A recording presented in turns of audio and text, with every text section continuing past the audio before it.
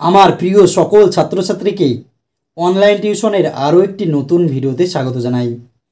আজকের ভিডিওতে আমি তোমাদের ক্লাস 7-এর কোষে দেখি 3 অর্থাৎ সমানুপাতের যে অধ্যায়টি রয়েছে তার পার্ট 1-এ 1 নম্বর অঙ্ক থেকে যে অঙ্কগুলি রয়েছে সেই অঙ্কগুলি সমাধান করাবো। চলো তাহলে আজকের ভিডিওটি শুরু করি। এখানে 1 নম্বর অঙ্কগুলো কী বলা হয়েছে দেখো, ছক পূরণ করি। এখানে দেখো ছকে কী বলা হয়েছে, 4টি সংখ্যা দেওয়া রয়েছে। সেই 4টি সংখ্যার মধ্যে কোনটা সমানুপাতি, যেটা আমাদের সমানুপাতি হবে সেটা সমানুপাতির ঘরে লিখতে হবে, আর যেটা আমাদের সমানুপাতি নয় সেটা আমাদের সমানুপাতি নয় যেটা রয়েছে সেই ঘরে লিখতে হবে। তাহলে আমাদের প্রথম কাজ হবে যে সংখ্যাগুলো সমানুপাতি না সমানুপাতি নয়। তাহলে আমরা কীভাবে বুঝবো সমানুপাতি, এটা বের করার আমাদের সহজ নিয়ম রয়েছে। কী করবো দেখো, এই যে 4টি সংখ্যা দেওয়া রয়েছে দেখো সবগুলোনের, তার প্রথমকার পদটাকে বলা হয় প্রথম পদ, তারপরে যেটা রয়েছে সেটা দ্বিতীয় পদ, তারপরে এটা হচ্ছে তৃতীয় পদ এবং শেষেরটা হচ্ছে চতুর্থ পদ। আমাদের কাজ কী হবে, সমানুপাতি আর সমানুপাতি নয় নির্ণয়ের জন্য এই যে প্রথম পদ রয়েছে তার সঙ্গে চতুর্থ পদ যেটা রয়েছে সেটাকে আমি গুণ করব। যে গুণফলটা পাবো সেটার সঙ্গে এই যে দ্বিতীয় পদ আর তৃতীয় পদ আমি গুণ করব। এই যে এই দুটোর গুণফল আর প্রথম আর চতুর্থ পদের গুণফল যেগুলো পাবো সেটা যদি আমাদের গুণফলটা সমান হয় তাহলে আমরা জানবো সেটা সমানুপাতি, আর যদি গুণফল সমান না হয় সেটা জানবো আমরা সমানুপাতি নয়। এইভাবে কিন্তু আমরা এগুলো নির্ণয় করতে পারি। তাহলে দেখো প্রথমকার যে দুটো সেটা আমাদের অলরেডি করে দেওয়া রয়েছে, আমরা নিচে যে 4টি রয়েছে সেগুলো আমি সমাধান করাবো। যদি এই 4টি বুঝতে পারো তাহলে এটা কিভাবে আসছে তোমরা নিজেরাই করতে পারবে। দেখো পরের যে অঙ্কটা রয়েছে সেটা আমি অলরেডি খাতায় লিখে নিয়েছি। এটা আমরা কি করব দেখো, এটা আমাদের প্রথম পদ, এটা দ্বিতীয় পদ, এটা তৃতীয় পদ, এটা হচ্ছে চতুর্থ পদ। তাহলে আমাদের প্রথম কাজ কী হবে, প্রথম পদের সঙ্গে চতুর্থ পদের গুণ। তাহলে দেখো প্রথম পদ গুণিত চতুর্থ পদ। প্রথম পদ কত রয়েছে দেখো 5 বসিয়ে দেবো আমরা, গুণিত চতুর্থ পদ কত রয়েছে দেখো 35 বসিয়ে দেবো। তাহলে এটাকে আমরা গুণ করে নেবো। তাহলে দেখো 1 গুণ রয়েছে, আমরা মুখে মুখে করবো, 5 দিয়ে এই 5-এর গুণ করবো, 5 5 25-এর 5 আমরা শেষে লিখলাম, হাতে থাকলো 2, তাহলে 5-এর সঙ্গে 3-এর গুণ, 3 5 15, হাতে 2 17, তাহলে 175। তাহলে দেখো মাঝের দুটো পদ যেটা রয়েছে সেটা গুণ করবো, দ্বিতীয় পদ গুণিত তৃতীয় পদ। দ্বিতীয় পদ কত রয়েছে দেখো 7, গুণিত তৃতীয় পদ রয়েছে আমাদের দেখো কত 25। তাহলে দেখো 5 7 35, 5 হাতে থাকলো 3, 7 2 14, 3 17। তাহলে দেখো এই যে প্রথম আর চতুর্থ পদের গুণফল পেয়েছিলাম আমরা কত 175, আর দ্বিতীয় এবং তৃতীয় পদের গুণফলও কিন্তু আমরা পেলাম 175। আমি কি বললাম, যদি গুণফলটা আমাদের সমান হয় তাহলে আমরা জানবো এই 4টি সংখ্যা কি রয়েছে, সমানুপাতে রয়েছে। তাহলে লিখতে পারি অতএব 5, 7, 25, 35 সমানুপাতে আছে, সমানুপাতে আছে। তাহলে আমরা এটাকে কোন ঘরে লিখবো দেখো, এই সংখ্যাটা আমি কোথায় লিখে দেবো, এই যে সমানুপাতের যে ঘরটা রয়েছে সেই ঘরে কিন্তু আমি এই সংখ্যাটা আমি কী করবো, এই ঘরে লিখে দেবো কত 5, 7, 25, 35। তারপরে যে সংখ্যাটা রয়েছে সেটা দেখো কত কত রয়েছে 4। তাহলে দেখো 4, 10, 30, 18। এটাকে আমরা একই রকম করবো। দেখো অ্যান্সার যখন আমরা করব, প্রথম পদ গুণিত চতুর্থ পদ। প্রথম পদ কত রয়েছে দেখো 4 বসিয়ে দাও, গুণিত চতুর্থ পদ কত রয়েছে 18 বসিয়ে দাও, 4 18 আমাদের 72। এবার দ্বিতীয় পদ গুণিত তৃতীয় পদ। দ্বিতীয় পদ কত দেখো 10 বসিয়ে দাও, গুণিত তৃতীয় পদ রয়েছে কত 30 বসিয়ে দাও। তাহলে 30 10-এ কত দেখো 300। তাহলে দেখো এটা গুণফল আমরা পেলাম 72, কিন্তু এটার গুণফল দ্বিতীয় পদ এবং তৃতীয় পদের গুণফল পেলাম 300। এ দুটো সমান হলো না। যদি সমান না হয় তাহলে কি লিখবো, অতএব 4, 10, 30 ও 18 সমানুপাতে কি হয়েছে দেখো নেই। তাহলে এটা আমাদের সমানুপাতে নেই। তাহলে পরের যে ঘরটা রয়েছে সেটাতে কিন্তু আমাদের হয়ে যাবে। দেখো এটা আমাদের কোন ঘরে হয়ে যাবে, সমানুপাতি নয় সেটাতে হয়ে যাবে। তাহলে দেখো আমি কিন্তু পরের ঘরটা লিখে দিলাম। এবার আমরা দেখে নেব পরের যে অঙ্কটা রয়েছে। দেখো কী কী রয়েছে আমাদের, 5, 10, 16, 20। দেখো আমি এগুলোকে স্টার চিহ্ন দিয়ে রাখছি, কারণ এগুলো যেহেতু কী রয়েছে দেখো আমাদের এগুলো কিন্তু কোনো নাম্বার দেওয়া নেই তার জন্য। তাহলে দেখো একই রকম আমাদের প্রথম পদ গুণিত চতুর্থ পদ। তাহলে দেখো 5 গুণিত কত দেখো 20, তাহলে 5 20 আমাদের 100। তারপর কী রয়েছে দেখো দ্বিতীয় পদ গুণিত তৃতীয় পদ কত রয়েছে দেখো, দ্বিতীয় পদ 10 রয়েছে আর তৃতীয় পদ রয়েছে 16, তাই 16 10 160। তাই এটা আমাদের কি আসলো দেখো, 5 করে 100 আসলো, এটা আমাদের কি আসছে দেখো 160 কিন্তু চলে আসছে। তাহলে আমাদের কি এটা কিন্তু আমাদের সমানুপাতি হচ্ছে না, দুটো দেখো আলাদা। তাহলে লিখবো অতএব 5, 10, 16 ও 20 সমানুপাতে নেই। তাহলে দেখো এটাও আমাদের কি হয়ে গেল, আমাদের এটা কিন্তু সমানুপাত হলো না। তাহলে এটাকে ঘরে লিখে দেবো আমরা 5, 10, 16, 20। আজকে থাকছে তোমাদের জন্য হোমওয়ার্ক কি দেখো, এই যে পরের যেটা রয়েছে আমাদের 9, 15, 18, 30, এটা সমানুপাতি না সমানুপাতি নয় সেটা তোমরা বের করবে। কিভাবে বের করবে দেখো, আমি তোমাদের অলরেডি করে দিলাম যেভাবে, সেইভাবে কিন্তু তোমরা বের করে দেখবে সমানুপাতি হচ্ছে না সমানুপাতি হচ্ছে না। যদি সমানুপাতি হয় তাহলে এটাতে লিখবে, সমানুপাতি যদি না হয় তাহলে এটাতে লিখবে। তোমরা কিন্তু এটা কমেন্ট করে অবশ্যই জানাবে যে এটা সমানুপাতি না সমানুপাতি নয় সেটা। এবার আমরা দেখে নেব 2 নম্বর অঙ্ক। কি বলা হয়েছে দেখো, 8 জন লোক একটি কাজ 15 দিনে করতে পারে, হিসেব করে দেখি 10 জন লোক ওই কাজটি কত দিনে করতে পারবে। তাহলে দেখো এগুলো আমরা কি করব, প্রথমে সরল না ব্যস্ত সম্পর্ক নির্ণয় করব, তারপরে হচ্ছে সমানুপাত করে হচ্ছে আমরা সমাধানটা করব। তাই প্রথমে কি বলা হচ্ছে দেখো, 8 জন লোক দেওয়া রয়েছে, কোনো একটি কাজ ধরো 15 দিনে করতে পারবে। ধরো তোমাদের বাড়িতে হচ্ছে একটি ঘর তৈরি হবে, 8 জন করে যদি তুমি শ্রমিক নিয়োগ করো তাহলে 15 দিনে হচ্ছে ঘরটা শেষ হয়ে যাবে। কিন্তু কি করলে তুমি 8 জন নয় 10 জন করে শ্রমিক নিয়োগ করলে তাহলে তোমাদের কাজটা 15 দিন লাগবে না কম দিন লাগবে সেটা আমাকে বের করতে হবে। তাহলে দেখো এই অঙ্কগুলো করার সময় আমরা কি করবো, প্রথমে গণিতের ভাষায় সমস্যাটি হলো সেটা লিখে নেব। গণিতের ভাষায়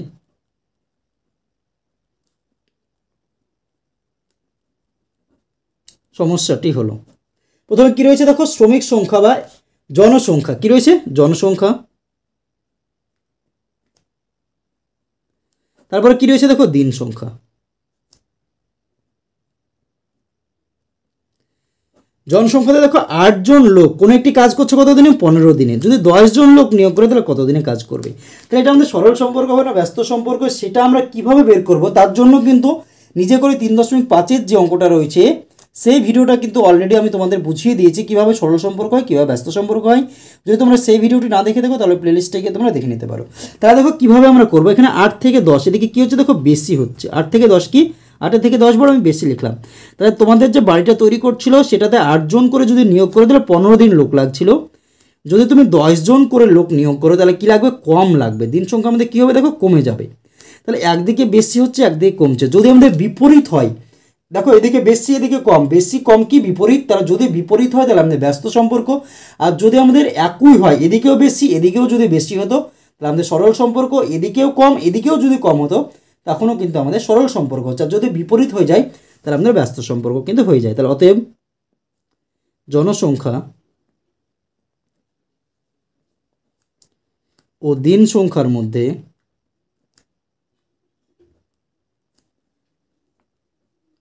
ব্যস্ত সম্পর্ক রয়েছে।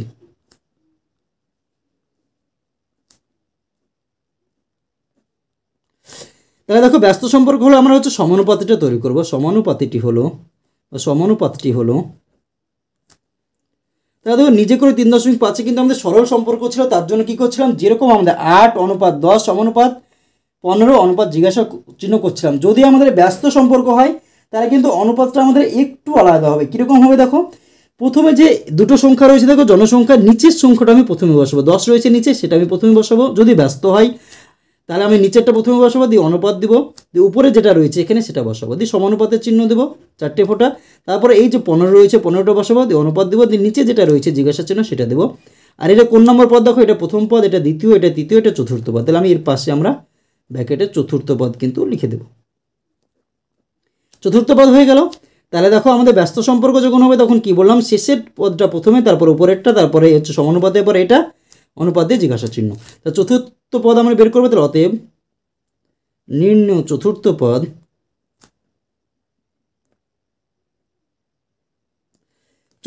বের করার নিয়ম আমাদের কি ছিল দেখো, চতুর্থ পদের আমাদের নিয়ম ছিল দেখো, চতুর্থ পদ সমান আমরা কি জানি, দ্বিতীয় পদ গুণিত তৃতীয় পদ বাই প্রথম পদ। তাহলে এটা আমরা কিন্তু মনে রাখবো। আমরা এখানে কি লিখবো দেখো, দ্বিতীয় পদ গুণিত তৃতীয় পদ বাই হচ্ছে প্রথম পদ। যদি আমরা এখানে অঙ্কটা করার চেষ্টা করি দেখো, দ্বিতীয় পদ কি রয়েছে, এটা প্রথম পদ, এটা দ্বিতীয় পদ, 8 রয়েছে দ্বিতীয় পদ, গুণিত কি তৃতীয় পদ কত 15 বসিয়ে দাও, বাই প্রথম পদ কত দেখো প্রথম পদ 10 বসিয়ে দাও, 5 দিয়ে কাটো 5 দুগুণে 10, 3 5 15, 2 দিয়ে কাটো 2 একে 2, 4 দুগুণে 8, তাহলে 3 4 দেখো 12 দিন। এটাই কিন্তু আমাদের অ্যান্সার চলে আসছে দেখো কত দিন, 12 দিন কিন্তু আমাদের অ্যান্সার চলে আসছে। উত্তর কী চেয়েছে দেখো, হিসেব করে দেখি 10 জন লোক ওই কাজটি কত দিনে করতে পারবে। তাহলে উত্তর আমরা লিখবো অতএব 10 জন লোক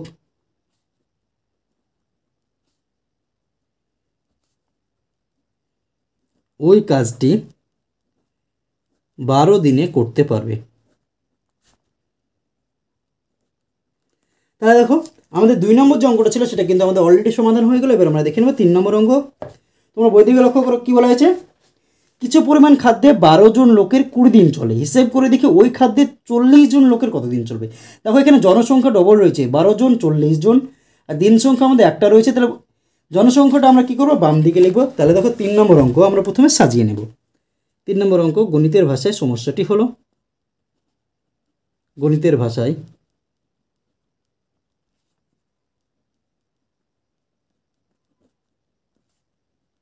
সমস্যাটি হলো, গণিতের ভাষায় সমস্যাটা হলো এদিকে কী লিখবো দেখো জনসংখ্যা, আর এদিকে লিখবো আমরা দিন সংখ্যা। দেখো জনসংখ্যা কী রয়েছে 12 জন, কত দিনে কাজটি করে 20 দিন, যদি তুমি 40 জন নিয়োগ করো তাহলে কত দিন লাগবে। তাহলে দেখো জনসংখ্যা 12 থেকে 40 কী হয়েছে আমাদের বেশি হয়েছে।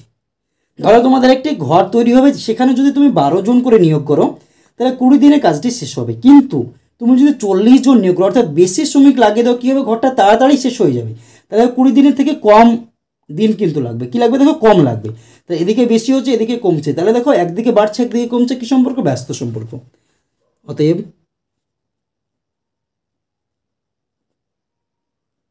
জনসংখ্যা ও দিন সংখ্যার মধ্যে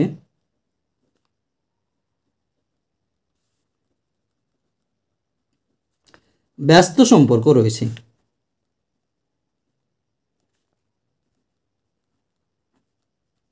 তাহলে তো ব্যস্ত সম্পর্ক হলে আমরা কী লিখবো দেখো সমানুপাত্রী হলো,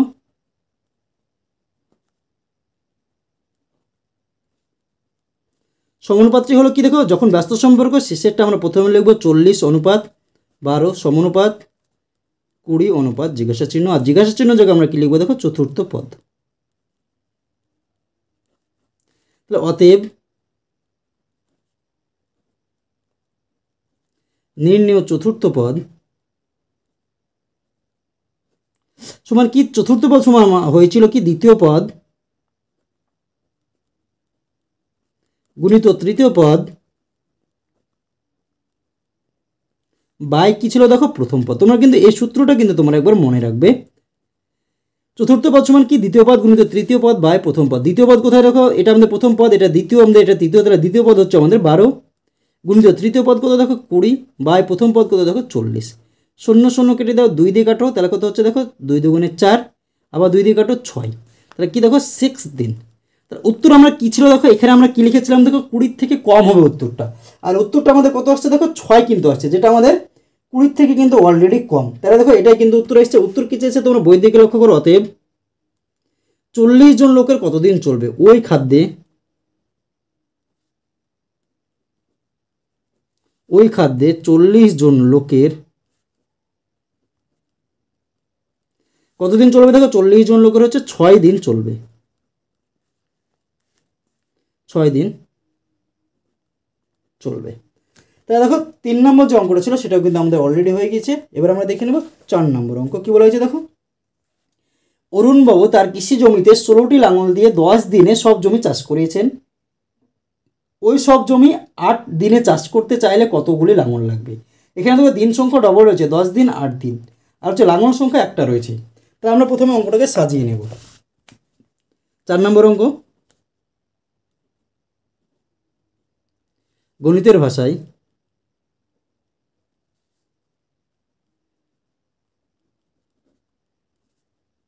সমস্যাটি হলো, দেখো দিন সংখ্যা ডবল রয়েছে, তাহলে আমি দিন সংখ্যাটা বাম দিকে লিখলাম,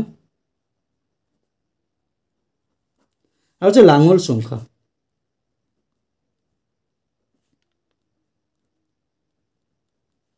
দেখো দিন সংখ্যা প্রথমে দেখো 10 দিন হচ্ছে তুমি কাজটা করছিল, তখন হচ্ছে 16টি লাঙল লাগছিল, কিন্তু তুমি যদি 8 দিনে কাজটা করো তাহলে কতটি লাঙল লাগবে? দেখো 10 থেকে 8 কি হয়েছে, কমেছে।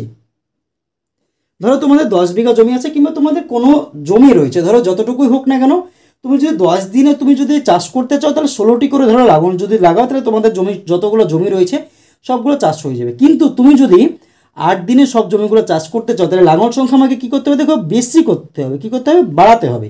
10 দিনে যদি চাষ করো তাহলে 16টি লাঙল লাগছিল, কিন্তু তুমি যদি 8 দিনে সব জমিটা চাষ করতে চাও তাহলে কী লাগবে? আমাদের লাঙল সংখ্যা বাড়াতে হবে। এদিকে কমেছে, এদিকে বাড়ছে, একদিকে কমছে আর একদিকে বাড়ছে, মানে বিপরীত হচ্ছে, মানে আমাদের ব্যস্ত সম্পর্ক। তাহলে দেখো, অতএব দিন সংখ্যা ও লাঙল সংখ্যার মধ্যে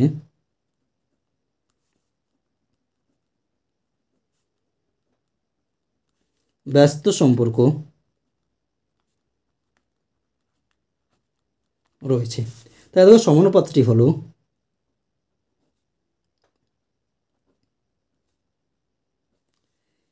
দেখো সমানুপাত যখন করবো ব্যস্ত সম্পর্ক, নিচেরটা আমি প্রথমে লিখব 8:10 সমানুপাত কত রয়েছে 16 অনুপাত হচ্ছে জিজ্ঞাসা চিহ্ন, এটাই হচ্ছে আমাদের চতুর্থ পদ। অতএব নির্ণয় চতুর্থ পদ সমান কি? দেখো দ্বিতীয় পদ গুণিত তৃতীয় পদ বাই প্রথম পদ। দ্বিতীয় পদ কত রয়েছে? দেখো 10 গুণিত তৃতীয় পদ কত রয়েছে? 16 বাই প্রথম পদ হচ্ছে 8, তাহলে 8 দুগুণে 16, তাহলে 10 দুগুণে কত হচ্ছে? দেখো 20। উত্তর আমি কি বলছিলাম? দেখো এখানে 16 থেকে বেশি হবে, আমরা এখানে কিন্তু লিখে দিয়েছিলাম, আমরা বুঝতে পারছিলাম 16 থেকে বেশি হবে। উত্তর কত আসলে আমাদের 20, যেটা কিন্তু আমাদের 16 থেকে বেশি। তাহলে দেখো উত্তর কিন্তু আমাদের অলরেডি হয়ে গিয়েছে। উত্তর কী এসেছে তোমরা বই দিকে লক্ষ্য করো, ওই সব জমি 8 দিনে চাষ করতে চাইলে কতগুলি লাঙল দরকার হবে। তাহলে দেখো অতএব ওই সব জমি 8 দিনে চাষ করতে চাইলে 8 দিনে চাষ করতে চাইলে কতগুলি লাঙল লাগছে? দেখো 20টি লাঙল লাগবে, 20টি লাঙল লাগবে। তাহলে এটা কি আমাদের 20টি। তাহলে দেখো 4 নম্বর অঙ্কটা কিন্তু আমাদের অলরেডি হয়ে গেছে। এবার আমরা দেখে নেব 5 নম্বর অঙ্ক। কী বলা হচ্ছে তোমরা বই দিকে লক্ষ্য করো, যে একটি বন্যাত্রাণ শিবিরে 4000 জনের 190 দিনের খাবার মজুদ আছে। কী বলা হয়েছে? একটি বন্যাত্রাণ শিবির যেখানে হচ্ছে 4000 জনের 190 দিনের খাবার মজুদ আছে, 30 দিন পরে 800 জন অন্যত্র চলে গেলেন, যারা রয়ে গেলেন অবশিষ্ট খাতে তাদের আর কতদিন চলবে? এখানে দেখো এই অঙ্কটা তোমাদের কিন্তু ইম্পর্টেন্ট অঙ্ক, 5 নম্বর এবং এই যে 6 নম্বর অঙ্কটা রয়েছে সেগুলো কিন্তু তোমাদের পরীক্ষায় দেওয়ার মতো অঙ্ক, একটু ভালো করে বুঝবে তোমরা। এখানে কী বলা হচ্ছে? 4000 জন লোকের 190 দিনে খাবার ছিল, কিন্তু 30 দিন পরে হচ্ছে 800 জন চলে গেল। 30 দিন পরে 800 জন চলে গেল, তার মানে কি? দেখো 4000 জন লোকের 190 দিন ছিল, তার মধ্যে 30 দিন পরে যেহেতু চললো, তাহলে 4000 জন লোক অলরেডি 30 দিন খেয়ে নিল। 30 দিন পরে যাওয়ার মানে কি? দেখো তোমাদের বাড়িতে ধরো আত্মীয় এসেছে, ধরো 5 জন আত্মীয় এসেছে, তারা হচ্ছে 5 দিন পরে গেল, তার মানে কি? দেখো 5 দিন কিন্তু তোমাদের বাড়িতে খাওয়া দাওয়া করলো। তাহলে অনুরূপভাবে দেখো এখানে 4000 জন ছিল, 190 দিনের খাবার ছিল, 30 দিন তারা খেয়ে নিল, তাহলে বাকি খাদ্যে তাদের 4000 জন যদি লোক থাকতো তাহলে বাকি খাদ্যে আর কতদিন চলতো? 190 থেকে 30 দিন খেয়ে নিয়েছে, 160 দিন চলতো। কিন্তু যেহেতু 800 জন লোক এখন চলে গেল, তাহলে এখন লোক সংখ্যা কত? দেখো 4000 থেকে 800 বিয়োগ, তার মানে হচ্ছে 3200 জন লোকের এখন সেই 4000 জন লোকের 160 দিনের খাবারে 3200 জন লোকের কতদিন চলবে সেটা কিন্তু তোমাকে বের করতে হবে। এই জিনিসটা কিন্তু তোমাদের একটু বোঝার রয়েছে, সেটা কিন্তু তোমরা যদি বুঝতে পারো তাহলে তো ভালো, যদি না বুঝতে পারো ভিডিওটি পজ করে আরেকবার দেখে নেবে, তাহলে কিন্তু তোমরা বুঝতে পারবে। তাহলে দেখো 5 নম্বর অঙ্ক, আমরা 5 নম্বর অঙ্কটা লেখার আগে আমরা কিছু কিন্তু লিখে নেব। দেখো বাকি লোক সংখ্যা কি বলা হয়েছে? বাকি লোক সংখ্যা দেখো কতজন ছিল আমাদের? 4000 জন ছিল, তার মধ্যে হচ্ছে 800 জন আমাদের অলরেডি চলে গেল, থাকলো কত আমাদের? দেখো 3200 জন। এবার হচ্ছে বাকি দিন সংখ্যা, দেখো কতজন? 190 দিনের খাবার ছিল, তার মধ্যে থেকে কি হলো? দেখো 30 দিন কিন্তু খেয়ে নিল, তাহলে দেখো বাকি দিন সংখ্যা,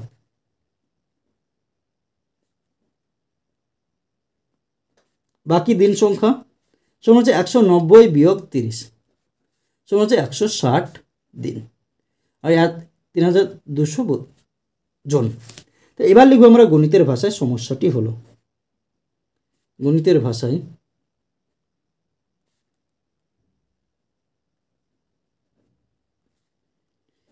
সমস্যাটি হলো একদিকে কি রয়েছে দেখো জনসংখ্যা, আর একদিকে হচ্ছে দিন সংখ্যা। জনসংখ্যা, এদিকে কি দেখো দিন সংখ্যা। জনসংখ্যাতে কিছু দেখো 4000 জন লোক ছিল, কিন্তু সে এই 4000 জন লোকের 190 দিনের খাবার তো ছিল, কিন্তু তারা 30 দিন অলরেডি খেয়ে নিয়েছে, তাহলে বাকি আর কতদিন চলবে? 160 দিন। এখন লোক সংখ্যা কত হয়ে গেছে দেখো 4000 থেকে 800 জন চলে গেলো 3200 জন, তাহলে 3200 জনের এই খাবারে কতদিন চলবে? তাহলে দেখো 4000 থেকে 3200 কী হচ্ছে? কমেছে। ধরো তোমাদের ফ্যামিলিতে 5 জন সদস্য আছে, যে পরিমাণ খাবার আছে তাতে হচ্ছে 5 জন সদস্য হচ্ছে 10 দিন চলে। তোমাদের সেই ফ্যামিলিতে ধরো 2 জন সদস্য অন্য জায়গায় চলে গেলো, কোনো জায়গায় ধরো বেড়াতে চলে গেলো, এখন 3 জন সদস্য তোমরা রয়ে গেলে, তাহলে 5 জন সদস্যের যে খাবারটা 10 দিন চলতো, তোমরা যদি 3 জন খাও সেই খাবারটা কী হবে দেখো? বেশি দিন যাবে। তাহলে দেখো এখানে কী হবে দেখো? বেশি হবে। এদিকে কমছে, এদিকে বাড়ছে, তাহলে কি বিপরীত রয়েছে? সেটা আমাদের ব্যস্ত সম্পর্ক। তাহলে অতএব আর একটা জিনিস তোমরা মনে রাখবে, জনসংখ্যা দিন সংখ্যা হলে সবসময় কিন্তু ব্যস্ত সম্পর্কই হয়। জনসংখ্যা ও দিন সংখ্যার মধ্যে ব্যস্ত সম্পর্ক রয়েছে।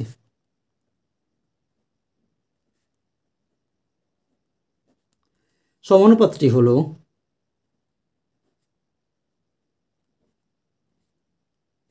ব্যস্ত সম্পর্ক থাকলে কি নিচেরটা প্রথমে লিখব, অনুপাত 4000 সমানুপাত কত রয়েছে দেখো 160, অনুপাত জিজ্ঞাসা চিহ্ন, আর এটাই হচ্ছে আমাদের চতুর্থ পদ।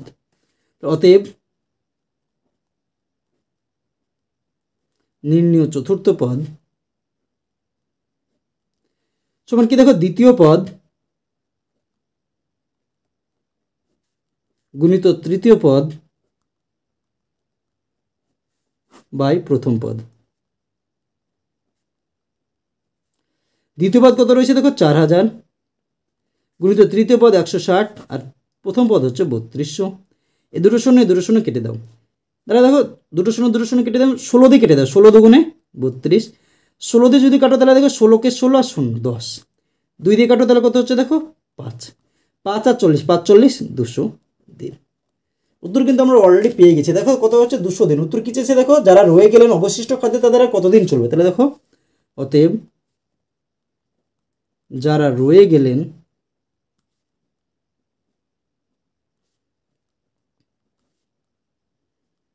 অবশিষ্ট খাদ্যে তাদের আর কতদিন চলবে দেখো? 200 দিন চলবে। 200 দিন চলবে। তাহলে 5 নম্বর যে অঙ্কটা ছিল সেটা কিন্তু আমাদের অলরেডি হয়ে গেল। এবার আমরা দেখে নেব 6 নম্বর অঙ্ক। কী বলা হয়েছে দেখো? 6 নম্বর অঙ্কটা তোমাদের কিন্তু ভেরি ভেরি ইম্পর্টেন্ট, তোমরা কিন্তু এই অঙ্কটা একটু ভালো করে বোঝার চেষ্টা করবে। প্রথমে কী বলা হচ্ছে দেখো? 3টি ছাতা বা একটি চেয়ারের দাম হচ্ছে 600 টাকা। পরে বলা হয়েছে 2টি ছাতা ও 2টি চেয়ারের দাম কত টাকা। এখানে দেখো প্রথমের কথাটা তোমাদের বোঝা রয়েছে দেখো 3টে ছাতা অথবা বা মানে কি দেখো? একটি চেয়ার। তুমি যদি 3টে ছাতা কিনো তাহলে তোমার কাছে লাগবে 600 টাকা, অথবা তুমি যদি একটি চেয়ার কেনো তাহলে তোমার কাছে কত টাকা লাগবে? 600 টাকা। এখানে দেখো বা রয়েছে, এটার মানেই কিন্তু সেটা, অর্থাৎ তুমি যদি 3টে ছাতা কেনো তোমাকে 600 টাকা দিতে হবে, অথবা একটি চেয়ার কেনো তোমাকে 600 টাকা দিতে হবে।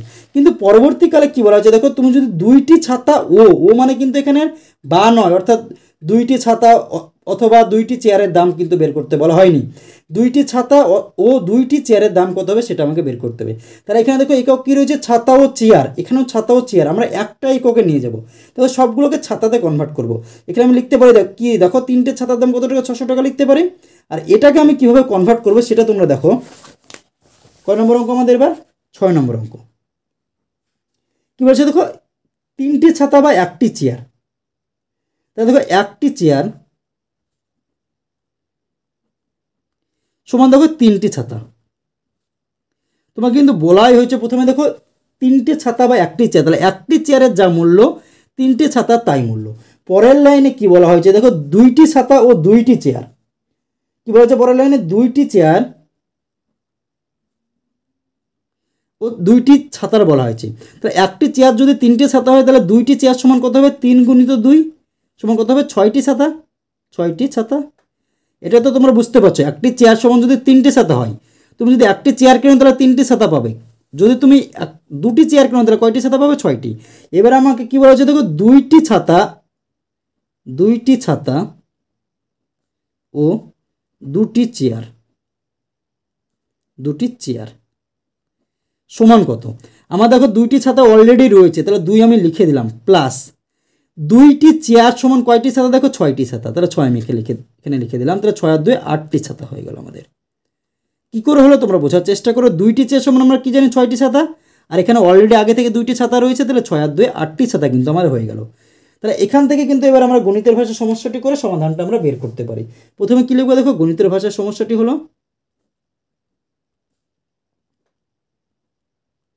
গণিতের ভাষায়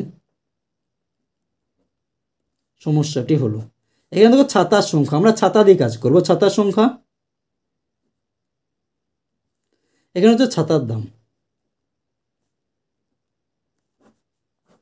ছাতার দাম কিসে? দেখো টাকাতে।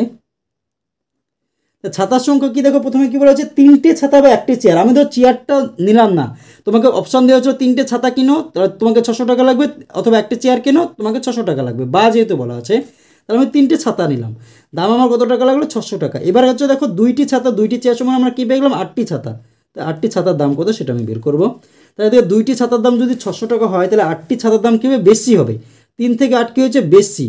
আর এদিকেও যে মানটা পাবো সেটা কী হবে? দেখো বেশি হবে। দুই দিকে যদি বাড়ে তাহলে আমাদের সরল সম্পর্ক। অতএব ছাতার সংখ্যা ও ছাতার দামের মধ্যে সরল সম্পর্ক রয়েছে।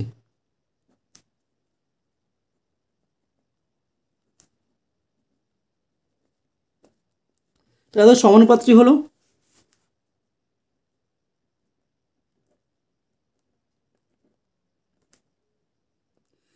যদি আমাদের ব্যস্ত সম্পর্ক হচ্ছিল তখন আমরা কি করছিলাম? নিচেরটা প্রথমে লিখছিলাম, কিন্তু যদি সরল সম্পর্ক হয় তাহলে আমাদের কি যেরকম রয়েছে সেরকম, অর্থাৎ উপরেরটা প্রথমে লিখবো, অনুপাত দিব, দিয়ে নিচেরটা লিখবো, সমানুপাত দিব, দিয়ে হচ্ছে এটা লিখবো, এখানে যেটা থাকবে 600, অনুপাত দিয়ে হচ্ছে জিজ্ঞাসা চিহ্ন। এটা হচ্ছে আমাদের চতুর্থ পদ। তাহলে একই রকম আমাদের চতুর্থ পদ সমান কি? এটা ব্র্যাকেটে রাখবো। চতুর্থ পদ সমান আমরা দ্বিতীয় পদ গুণিত তৃতীয় পদ বাই প্রথম পদ। অতএব নির্ণয় চতুর্থ পদ সমান হচ্ছে দ্বিতীয় পদ গুণিত তৃতীয় পদ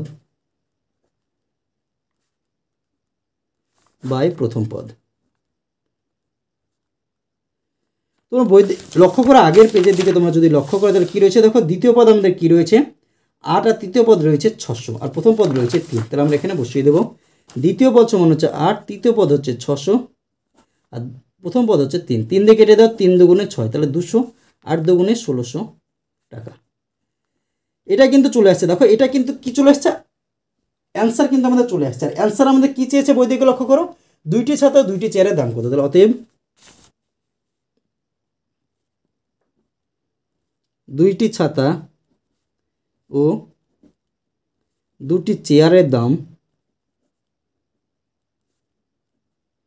কত টাকা? দেখে 1600 টাকা। এটাই কিন্তু আমাদের অ্যান্সার চলে আসলো এই অঙ্কটার ক্ষেত্রে। এবার আমরা দেখে নেব পরবর্তী অঙ্ক, অর্থাৎ নেক্সট অঙ্ক কী বলা হয়েছে দেখো, আমার শ্রেণীতে আজকে আমাদের উপস্থিত ও অনুপস্থিত অনুপাত নির্ণয় করি।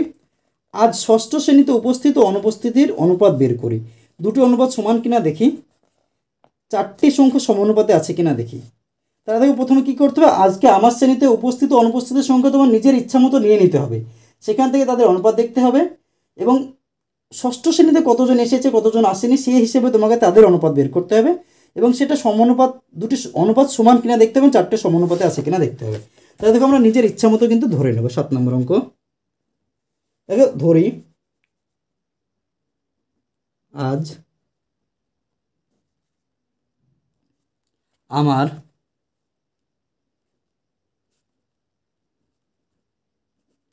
শ্রেণীতে হচ্ছে 50 জন উপস্থিত ও 10 জন অনুপস্থিত। তাহলে দেখো 50 আর 10 কিন্তু আমরা ধরে নিলাম। তাহলে আমরা কী করবো, এবার উপস্থিত ও অনুপস্থিতের অনুপাতটা বের করবো। অতএব আমার শ্রেণীতে উপস্থিত ও অনুপস্থিতের অনুপাত। তো উপস্থিত কতজন? 50 লিখে দাও। অনুপাত অনুপস্থিত কতজন? 10 জন লিখে দাও। তাহলে 50 আর 10 থেকে কী হবে? 0 বাদ দিয়ে দাও। তাহলে 5:1, 5:1 হয়ে গেল। এবার হচ্ছে ষষ্ঠ শ্রেণীতে, ধরি ষষ্ঠ শ্রেণীতে উপস্থিত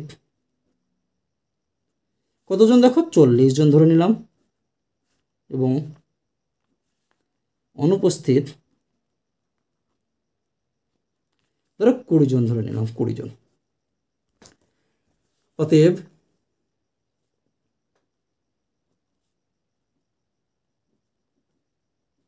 ষষ্ঠ শ্রেণীতে উপস্থিত ও অনুপস্থিতের অনুপাত। তো উপস্থিত কতজন ছিল আমাদের? 40 জন। অনুপস্থিত কতজন ছিল? 20 জন। তাহলে কী হচ্ছে? দেখো 0 কাটা গেল, তাহলে 4:2। আবার 2 দিয়ে কাটছে, দেখো তাহলে 2 দিয়ে 2 গুণে 4, 2কে 2, তাহলে 2:1। আর সপ্তম শ্রেণীতে কী ছিল আমাদের? 5:1। আর ষষ্ঠ শ্রেণীতে হচ্ছে 2:1। অনুপাতটি কি আমাদের সমান? দেখো অনুপাতটা সমান নয়। উত্তর কী চেয়েছে? দেখো দুটি অনুপাত সমান কিনা দেখি। দুটি অনুপাত কিন্তু আমাদের সমান নয়। 4টি সংখ্যা সমানুপাতে আছে কিনা দেখি। যদি আমাদের দুটো অনুপাত সমান হতো তাহলে আমরা কি লিখতাম? যে 4টে সংখ্যা সমানুপাতে আছে। কিন্তু এটা যেহেতু দুটো অনুপাত সমান নয়, তার জন্য এটা কিন্তু আমাদের 4টে সংখ্যা সমানুপাতে নেই। তো অতএব দিয়ে লিখতে পারো, অতএব তাহলে আমরা কি লিখতে পারি? এখানে দেখো 2 শ্রেণীতে উপস্থিত ও অনুপস্থিতের অনুপাত কিন্তু সমানুপাতে নেই। তাহলে সমানুপাতে নেই। এটাই কিন্তু আমাদের অ্যান্সার হয়ে গেল 7 নম্বর অঙ্কের ক্ষেত্রে। তা দেখো আজকের ভিডিওতে আমি তোমাদের ক্লাস 7-এর কোষে দেখি 3 অর্থাৎ সমানুপাতের যে অধ্যায়টি রয়েছে তার 1 থেকে 7 পর্যন্ত যে অঙ্কগুলি ছিল সেই অঙ্কগুলি সমাধান করালাম। ভিডিওটি যদি তোমাদের ভালো লাগে তাহলে অবশ্যই ভিডিওটিতে একটি লাইক করে দিও এবং তোমার বন্ধুদের মধ্যে শেয়ার করো, এবং চ্যানেলটিতে যদি নতুন হয়ে থাকো তাহলে অবশ্যই আমাদের এই চ্যানেলটিকে সাবস্ক্রাইব করে আমাদের পাশে থেকো। ধন্যবাদ।